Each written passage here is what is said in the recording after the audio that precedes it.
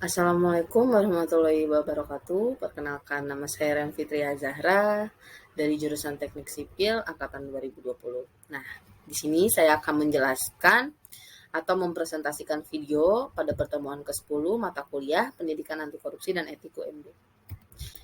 Pembahasan kali ini itu ada 3. Yang pertama, Reforming Culture. Yang kedua, Seeding of Integrity. Dan yang terakhir itu ada Sistem Integritas Organisasi. Yang pertama, Reforming Culture. Reforming culture adalah upaya mengubah orientasi dari perilaku korupsi dan berbentuk kolusi. Unsur-unsur yang membentuk kolusi baik perilaku, ucapan, emosi, maupun pikiran atau paradigma atau kita sebut sebagai konten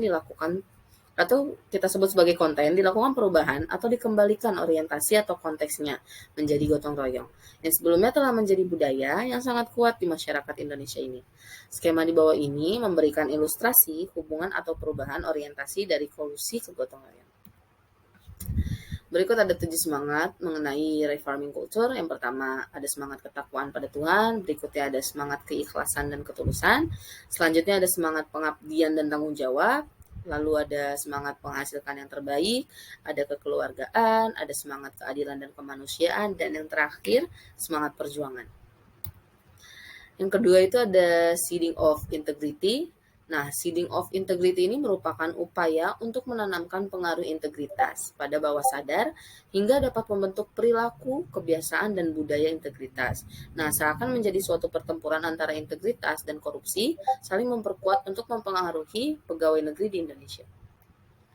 Berikut ada 3 aspek pertempuran antara integritas dan korupsi. Yang pertama itu ada koruptor menggoda biasanya. Koruptor menggoda biasanya pada saat seseorang sedang di luar sistem.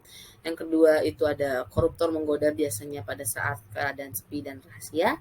Dan yang ketiga itu yang terakhir ada koruptor menggoda dengan beragam cara dan menggunakan pengaruh yang sebelumnya di luar perkiraan atau wow effect. Lalu yang ketiga itu ada sistem integritas organisasi. Nah, sistem integritas organisasi itu adalah bangsa Indonesia membutuhkan individu-individu yang integritasnya sudah terinternalisasi dengan baik. Upaya-upaya tunas integritas dilakukan secara simultan sebagai perwujudan upaya pencegahan korupsi secara terintegritas, yaitu pendekatan perilaku dan sistem hingga budaya.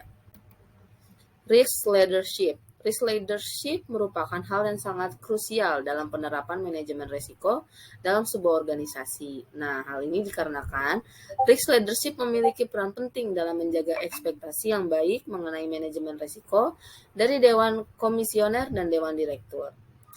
Risk leadership yang handal dibutuhkan dalam penerapan manajemen risiko di organisasi karena peran pentingnya berikut ini ialah merupakan salah satu faktor utama suksesnya penerapan Enterprise Risk Management atau ERM.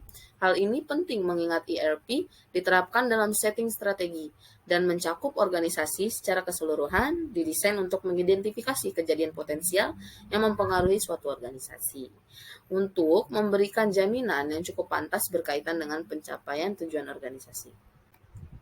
Komponen sistem integritas itu ada apa aja? Nah, berikut ini penjelasannya. Sistem operasional organisasi adalah sistem yang mengelola kapasitas atau sumber daya organisasi terkait SDM, teknologi, dana, dan informasi komunikasi.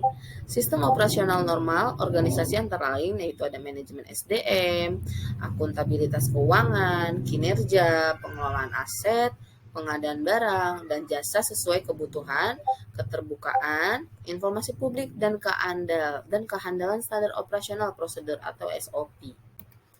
Berikut adalah presentasi yang sudah saya berikan tadi. Kurang lebihnya mohon maaf. Assalamualaikum warahmatullahi wabarakatuh.